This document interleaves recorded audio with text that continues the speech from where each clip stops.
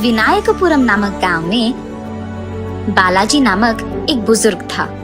उसके राम, श्याम और शिवा नामक 3 बेटे थे। तीनों भाई बहुत मिलजुल कर रहते थे।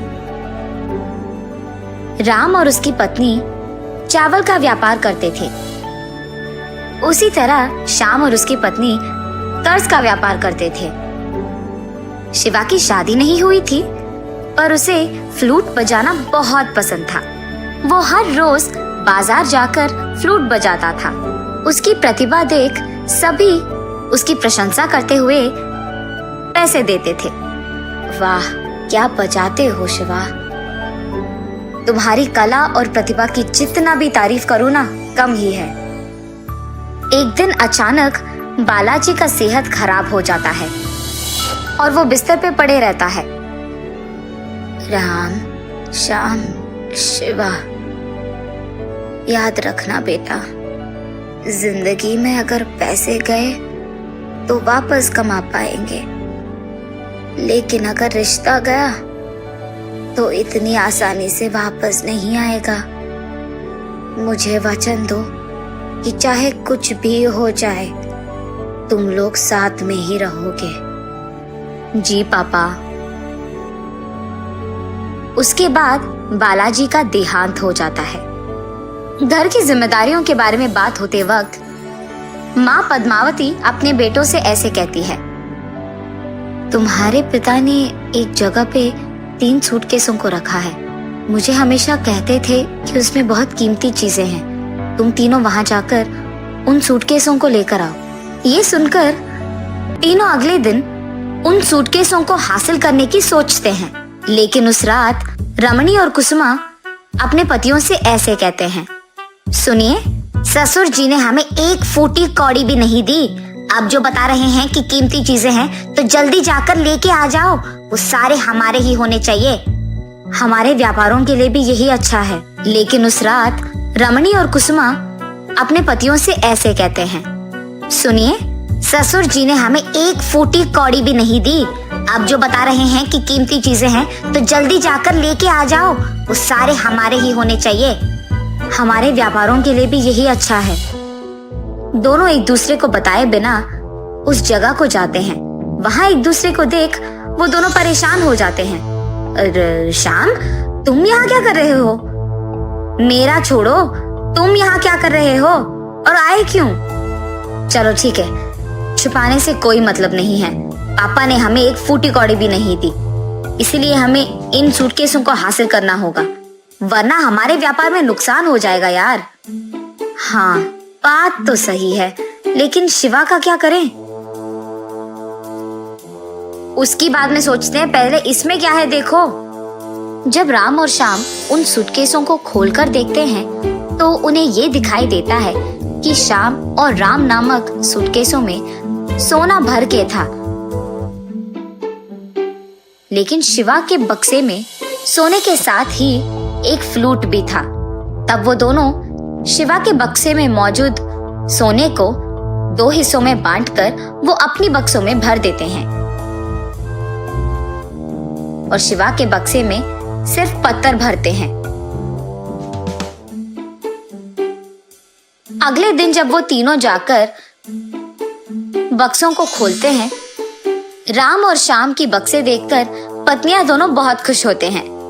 लेकिन जब शिवा उसका बक्सा खोलता है तो उसमें एक फ्लूट के सिवाय और कुछ न होने के कारण वो परेशान हो जाता है। अरे ये क्या, मेरे बक्से में तो फ्लूट के अलावा कुछ नहीं है। शिवा को दुखी देख उसके भाई दोनों उसके पास जाकर ऐसे कहते हैं, बुरा मत मानो भाई, हम है ना। हाँ, हम तो है ही। ये लो, ये 5 सोने के सिक्के लो हमसे। हाँ हाँ, मैं भी दे रहा हूँ 5 सोने के सिक्के, ये लो। माँ, चलो हम निकलते हैं। अरे भैया, श्याम भैया, ये आप क्या कर रहे हो? हमने पापा को वचन दी है कि हम साथ में रहेंगे अंत तक। हाँ बेटा, अब पापा भी नहीं रहे, तुम लोग भी चले गए तो कैसे होगा? माँ, वो जाना तो हमें भी नहीं है सासू माँ, लेकिन जाना पड़ेगा। जी सासू माँ, फिक्र मत कीजिए। अगर कोई भी परेशानी हो, हमारी जरूरत पड़े तो हम यही हैं ना। हमारे घर आइए, हम आपका बहुत अच्छा ख्याल रखेंगे। चलते हैं माँ। ऐसे बहुत बोलने के बावजूद राम और श्याम अपने अपने रास्ते चले जाते हैं। अपने दोनों भाइयों को घर पे ना रहते देख शिवा बहुत निराश होता है। वो हर रोज मार्केट जाकर वहाँ फ्लूट बजा के आए हुए पैसों से अपनी जिंदगी गुजारता था और अपनी माँ का ख्याल रखता था। लेकिन दूसरी तरफ राम और श्याम का व्यापार बहुत अच्छा चलता है और कुछ ही दिन बाद पद्मावती का तबीयत भी खराब हो जाता है। तुम्हारी माँ का ऑपरेशन करना पड़ेगा, 2 लाख खर्च होगा। उसके पास पैसे ना होने के कारण शिवा राम के पास जाता है। भैया, माँ का तबीयत खराब है भैया, ऑपरेशन के लिए डॉक्टर ने 2 लाख पूछे हैं, अगर आप दे पाओगे तो। हाँ, माँ के बारे में सुनकर मुझे भी बहुत दुख हो रहा है, लेकिन मेरे पास उतने पैसे नहीं हैं शिवा। तुम जाकर श्याम से पूछो। शिवा जब श्याम को पूछता है तो वो, क्या तुम्हें क्या लगता है कि पैसे हमारे घर के पौधों पे खिलते हैं कि तुम जैसे पूछे तैसे दे दूं मैं? वरना मैं आपसे उधार ले लूंगा भैया, मैं चुका दूंगा सारे पैसे। मेरे पास कोई पैसे नहीं हैं। चलो निकलो यहाँ से तुम पहले। अपने दोनों भाइयों से कोई मदद ना मिलने के कारण शिवा को बहुत दुख होता है और उसी दुख में वो जोर से चिल्लाने लगता है, हे भगवान, अब सिर्फ तुम मेरी मदद कर पाओगे, तुम्हें ही कुछ करना होगा। ठीक तभी अचानक उसके बगल में मौजूद बक्सा अपने आप खुलता है। शिवा आश्चर्यचकित होकर उसकी ओर देखते रहता है।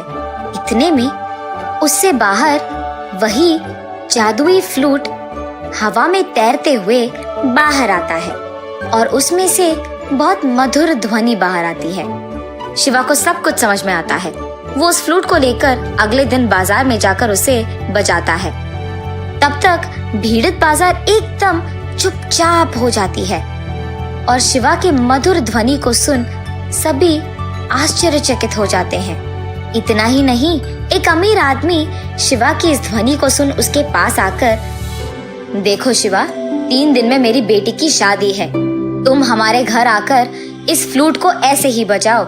ये कहकर वो शिवा को 2 लाख देते हैं और बस शिवा तुरंत हाँ बोलकर उन पैसों से अपनी माँ का इलाज करवाता है। उसके बाद उस फ्लूट की उपयोग करते हुए शिवा अमीर बन जाता है। लेकिन दूसरी तरफ उसके दोनों भाई राम और श्याम को उनके व्यापार में बहुत नुकसान पहुंचता है। पद्मावती अपने बेटों को ऐसे नहीं देख पाती है। दुखी और निराश मत हो बेटा, तुम दोनों शिवा के पास जाकर उसकी मदद मांगो, वो जरूर करेगा। राम और श्याम दोनों शिवा के पास जाकर उनके परेशानियों के बारे में कहते हैं। हालांकि शिवा को ये बात याद था कि उनके भाइयों ने उसकी माँ के ऑपरेशन के लिए कोई पैसों का मदद नहीं की, लेकिन फिर भी वो उन दोनों की मदद करता है। शिवा का प्यार और अच्छाई देख राम और श्याम को उनकी गलती का एहसास होता है। हमें माफ कर दो शिवा, हमने तुम्हारे सोने को चोरी से ले लिया था, तुम्हारे बक्से में पत्थर हमने ही भरे थे। और इतना ही नहीं, जब मदद मांगते हुए तुम हमारे पास आए तो हमने तुम्हारी मदद भी नहीं की। हमें माफ कर दो, छोड़ दो भैया, जो हो गया सो हो गया। अभी हम सब साथ में ही रहेंगे ना, मुझे तो बस उतना ही चाहिए। ऐसे शिवा उन दोनों को माफ करके उन्हें वापस अपने साथ रखता है। ऐसे राम, श्याम और शिवा तीनों को समझ में आता है कि पैसों से बढ़कर रिश्ता होता है, प्यार होता है।